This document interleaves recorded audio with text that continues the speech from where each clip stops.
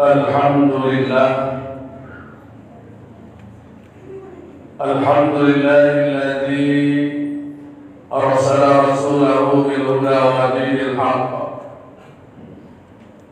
liyudhhirahu 'ala ad-din kullihi wa kafa billahi shahida. Asyhadu an la ilaha illallah wahdahu la syarika lah wa asyhadu anna sayyidana wa nabiyyana Muhammadan abduhu wa rasuluh.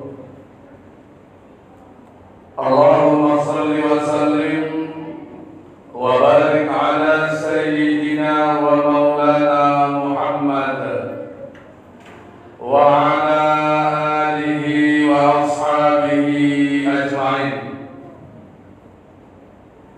Amma ba'du, ya ayyuhal muslimun rahimakumullah,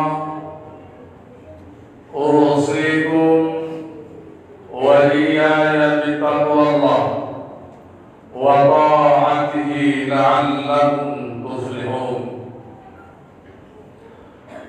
Qala Allah ta'ala fi kitabihil azizil karim wa huwa ashraful qa'ilin. A'udzu billahi minasy syaithanir rajim. Bismillahirrahmanirrahim. Ya ayyuhalladzina amanu taqullaha haqqa tuqatih wa la tamutunna illa wa antum muslimun.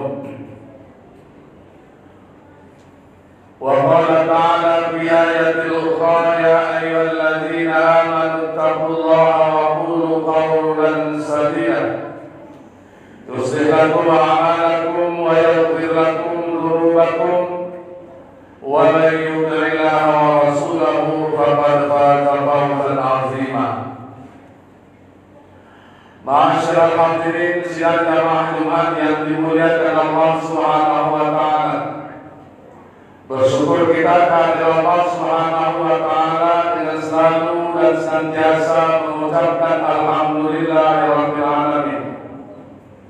Wujud nyata dari rasa syukur seorang hamba kepada Rabb-Nya bukan hanya sebatas ucapan lisan semata, namun wujud nyata dari rasa syukur seorang hamba kepada Rabb-Nya akan terlihat jelas dari semakin meningkatnya ubudiyah kita kepada Allah Subhanahu wa taala. Intensitas ubudiyah kita, baik rukuk sujud kita di hadapan Allah Subhanahu wa taala, adalah merupakan manifestasi dari rasa syukur seorang hamba kepada Rabb-Nya. Sebaliknya, jika nikmat yang Allah berikan kepada kita yang amat banyak ini tidak mampu kita imbangi dengan rukuk dan sujud kita di hadapan Allah Subhanahu wa taala, kita khawatir ada di antara kita tergolong hamba Allah yang kufur nikmat. Sedangkan Allah Subhanahu wa taala telah menyediakan azab yang teramat pedih bagi orang-orang yang tidak mampu mensyukuri nikmat Allah itu. La in syakartum la azidannakum wa la in kafartum inna azabi lasyadid. Tidak mampu kita menahan azab Allah itu hanya karena tak mampu kita mensyukuri nikmat Allah. Nah, selain itu jamaah yang dimuliakan Allah, jika kita ingin menjadi hamba Allah yang abdan syakura, salah satu caranya adalah perbaiki ubudiyah kita kepada Allah. Tingkatkan ubudiyah kepada Allah Subhanahu wa taala, baik itu ibadah mahdhah maupun ibadah ghairu mahdhah. Salawat dan salam semoga tercurahkan buat roh junjungan alam Nabi Muhammad sallallahu alaihi wasallam. Lapasan ucapan Allahumma salli ala sayyidina Muhammad wa ala ali sayyidina Muhammad. Semoga siapa saja di antara kita yang selalu membasahi lisannya dengan berselawat buat baginda Rasulullah pagi, petang, siang dan malam, Mudah-mudahan selawat yang kita lantunkan, selawat yang kita ucapkan nanti akan menjadi asbab bagi kita untuk mendapatkan syafaatul uzma dari baginda Rasulullah sallallahu alaihi wasallam. Ayuhal mustami'un al-kiram, melalui mimbar khutbah yang mulia ini, barangkali dalam waktu yang relatif singkat, izinkan khatib menyampaikan pesan kepada hadirin sekalian. Tentunya bagi diri pribadi khatib yang punya lisan, karena seringkali tidak sama antara ucapan dengan perbuatan, sehingga Allah Subhanahu wa taala mengingatkan kita dengan firman-Nya dalam surah As-Saff ayat yang kedua, kabura maqtan indallahi an taqulu ma la taf'alun. Ma'asyiral hadirin yang dimuliakan Allah Subhanahu wa taala, adapun tema khutbah atau judul khutbah singkat kita pada siang hari yang berbahagia ini adalah 4 tipe anak dalam Al-Quranul Karim. Ma'asyiral hadirin yang dimuliakan Allah Subhanahu wa taala, Allah Subhanahu wa taala telah memberikan gambaran kepada kita tentang berbagai macam tipe anak dalam kehidupan rumah tangga kita. Ma'asyiral hadirin yang dimuliakan Allah, anak adalah merupakan permata dalam rumah tangga. Permata dalam rumah tangga.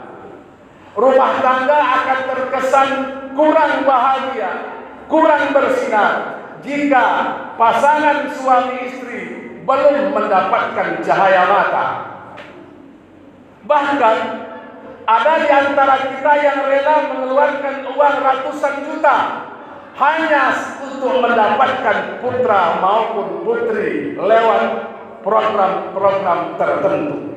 Begitu berharganya anak dalam kehidupan rumah tangga kita. Begitu berharganya seorang anak bagi seorang ayah maupun seorang istri. Ma'asyiral hadirin yang dimuliakan Allah Subhanahu wa taala, Allah Subhanahu wa taala menukilkan, memberikan isyarat, memberikan gambaran kepada kita semua terkait dengan tipe-tipe anak dalam rumah tangga kita. Ini barangkali perlu menjadi cerminan bagi ayah-ayah hari ini, bagi kita yang hari ini telah diamanahkan oleh Allah Subhanahu wa taala putra maupun putri. Apakah anak-anak kita hari ini yang hari ini tidur sepembaringan dengan kita, makan satu meja dengan kita, di mana mereka? Pertama, sebagaimana yang Allah Subhanahu wa taala gambarkan dalam surah Al-Furqan, sebagaimana yang Allah gambarkan dalam surah At-Taghabun ayat yang ke-14. At-Taghabun ayat yang ke-14, di mana Allah Subhanahu wa taala berfirman, A'udzu billahi minasy syaithanir rajim. Bismillahirrahmanirrahim. Inna min azwajikum wa auladukum aduwwun lakum, kata Allah. Apa kata Allah? Inna min azwajikum, sesungguhnya istri-istri kamu, wa auladakum, anak-anak kamu, aduwwun lakum, adalah merupakan musuh bagi kamu. Hati-hati. Istri kita, anak kita yang hari ini kita kasih makan, yang kita kasih pakaian, yang kita kasih belas kasih sayang, dia bisa menjadi musuh bagi kita. Di mana letaknya? Tatkala kita tidak mampu memberikan pendidikan agama kepada mereka. Hari ini berapa banyak orang tua yang asik melaksanakan ibadah, salat berjamaah 5 waktu di masjid, baca Quran, iktikaf, puasa Senin Kamis, namun dia tidak mempedulikan seperti apa anak-anaknya. Tak pernah dia menghirau, tak pernah dia galau tatkala dia rukuk sujud di hadapan Allah, kala itu anaknya tidak melaksanakan perintah Allah. Dia tidak pernah risau tatkala putri-putrinya, istrinya tidak menutup aurat. Ingat, ini tempe anak, ini istri yang nantinya akan menjerumuskan ayah-ayahan ini masuk ke dalam nerakanya Allah. Kenapa? Karena kita adalah merupakan pemimpin. Kullukum ra'in, kata Rasulullah. Kullukum ra'in wa kullukum mas'ulun an ra'iyati. Setiap kamu adalah pemimpin, dan setiap pemimpin pasti diminta pertanggungjawaban terhadap apa yang ia pimpin. Ini pertama. Tipe pertama, bagi kita yang hari ini diamanahkan oleh Allah Subhanahu wa taala, anak baik itu laki-laki maupun perempuan. Inna min azwajikum wa auladukum aduwwul lakum. Istri kamu, anak-anak kamu adalah merupakan musuh bagi kamu. Tak kala seorang ayah, tak kala orang tua ingin melangkah ke jannahnya Allah Subhanahu wa taala, kala itu putra-putrinya protes, "Ya Allah, jangan biarkan kedua orang tuaku masuk ke dalam surga." Kenapa? Karena mereka tidak pernah peduli dengan kami. Terkadang kami tidak melaksanakan perintah Allah, terkadang kami tidak menutup aurat, kedua orang tua kami tidak pernah menghiraukannya. Nah, oleh karena itu, ayuhal hadirin, ini tipe yang pertama. Anak-anak kita yang hari ini ada di belakang sana, di mana letak mereka nanti? Dapat kita lihat nanti. Ma'asyiral hadirin yang dimuliakan Allah Subhanahu wa taala. Tipe anak yang kedua, sebagaimana yang Allah gambarkan dalam surah At-Taghabun ayat yang ke-15. Innama amwalukum wa auladukum fitnah. Wah, ini dia. Ini tipe yang kedua. Innama amwalukum, sesungguhnya harta-harta kamu, wa auladukum, anak-anak kamu adalah merupakan amanah, titipan Allah Subhanahu wa taala. Anak-anak kita itu merupakan titipan amanah Allah kepada kita. Kelak sesuatu yang diamanahkan kepada kita pasti akan kita diminta pertanggungjawaban. Ma'asyiral hadirin yang dimuliakan Allah Subhanahu wa taala, Rasulullah sallallahu alaihi wasallam mengatakan, setiap anak yang dilahirkan itu kullu mauludin yuladu 'alal fitrah. Setiap anak yang dilahirkan itu dari rahim istri kita dalam kondisi fitrah, suci, bersih mereka. Nah, tatkala mereka dikembalikan menghadap Allah Subhanahu wa taala, tentu Allah berharap apa yang ia titipkan itu kembali dalam keadaan bersih pula. Sebuah logika sederhana saja begini. Tatkala kita mau pulang kampung, kita titipkan rumah kita kepada tetangga kita. Kita titipkan mobil kita titipkan kereta kita titipkan perkarangan rumah kita kepada tetangga kita dalam keadaan bersih. Bersih, tidak ada kotoran sama sekali pun. Mobil kita titipkan dalam keadaan bersih, tidak rusak.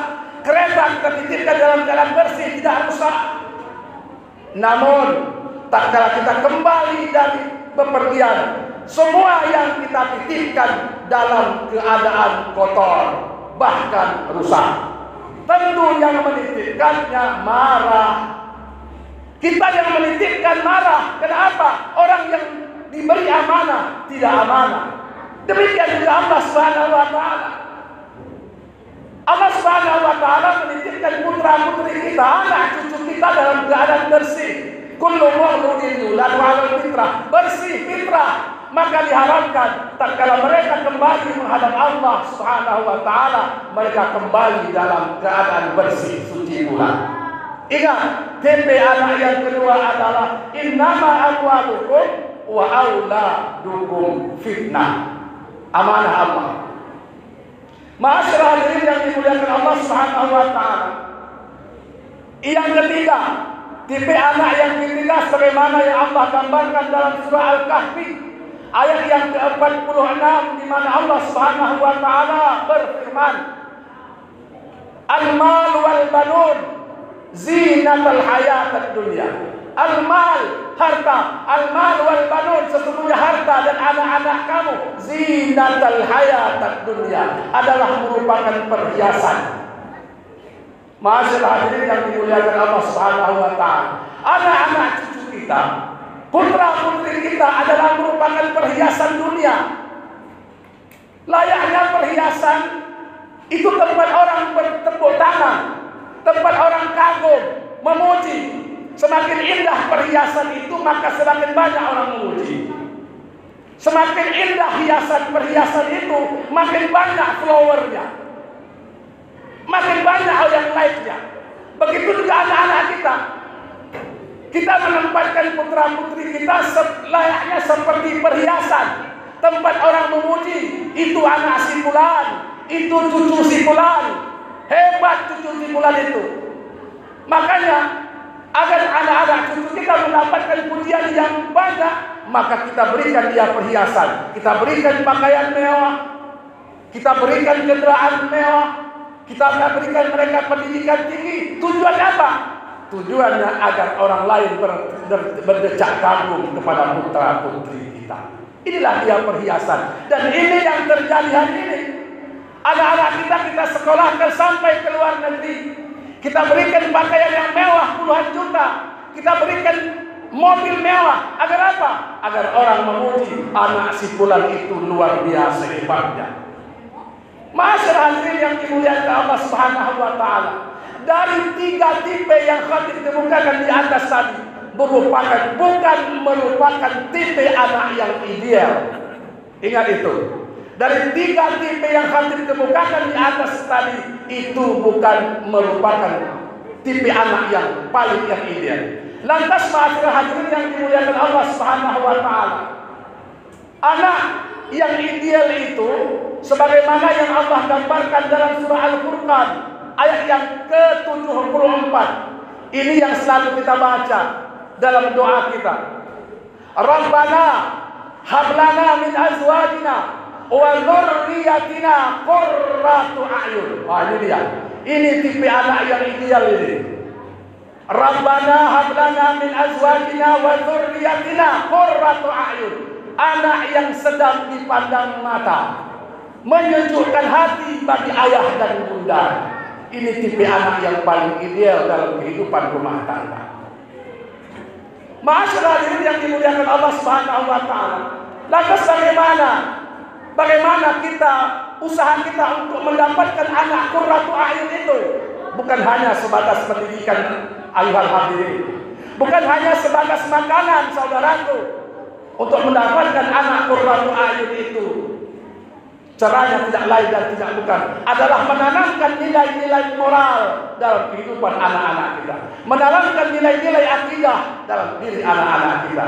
Masyaallah hadirin yang dimuliakan Allah Subhanahu wa taala, mudah-mudahan dari 4 tipe yang kita gambarkan kami kemukakan di atas tadi, kita berharap anak cucu kita menjadi anak yang barangkali mampu menyejukkan pandangan mata kita, menjawab doa kita. Rabbana hablana min azwajina wa dzurriyyatina qurrata a'yun waj'alna lil muttaqina imama. Masyaallah hadirin yang dimuliakan Allah Subhanahu wa taala. Demikian barangkali khutbah singkat kita pada kesempatan yang berbahagia ini. Mudah-mudahan ada manfaatnya bagi kita semua. Barakallahu li wa lakum fil Qur'anil azim. ونفعني وإياكم بما فيه من الآيات والذكر الحكيم وتقبل مني ومنكم تلاوته إنه هو الغفور الرحيم.